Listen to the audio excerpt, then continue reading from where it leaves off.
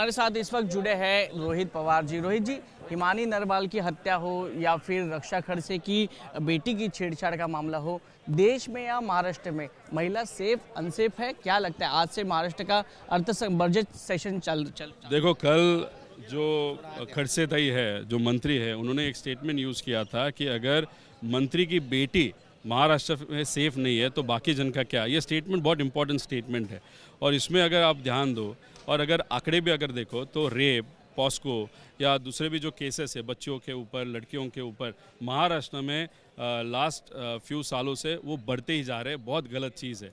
और दूसरी बात अगर आप देखो तो यहाँ पे एक मंत्री, एक्स मंत्री, जिसका बेटा बैंकॉक जा रहा था प्राइवेट जेट में, वो जब पता चला माजी मंत्री को तो उसने केंद्रीय नेता के बात की, मुख्यमंत्री से बात की और वो जो प्राइवेट जेट था वो वापस पूना में बुलाया।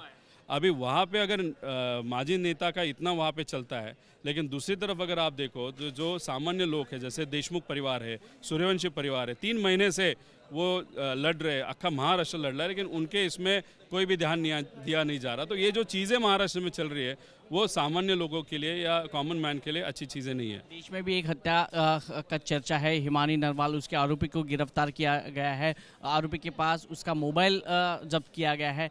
हिमानी नरवाल की बात हो या महाराष्ट्र में पुणे की बात हो, पूरे देश में महिला सुरक्षित है आपको लगता है?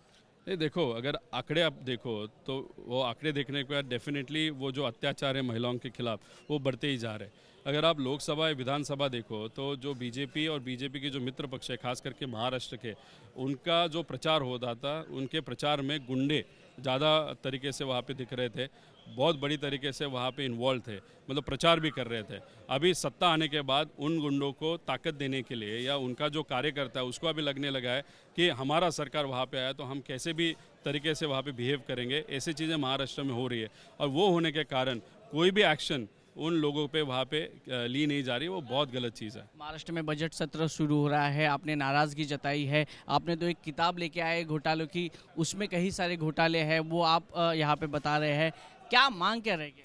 देखो, शुरुआत से उस विषय पे हमने बात की थी, वहाँ पे घोटाले हुए हैं, उसमें से 2-3 घोटाले सरकार ने अभी सीरियसली लिए हैं, बाकी 8-9 घोटाले हैं और बीजेपी के भी जो नेता, उनके भी डिपार्टमेंट जो घोटाले हुए वो भी घोटाले हैं। अभी सब विषय में देखने की ज़रूरत है।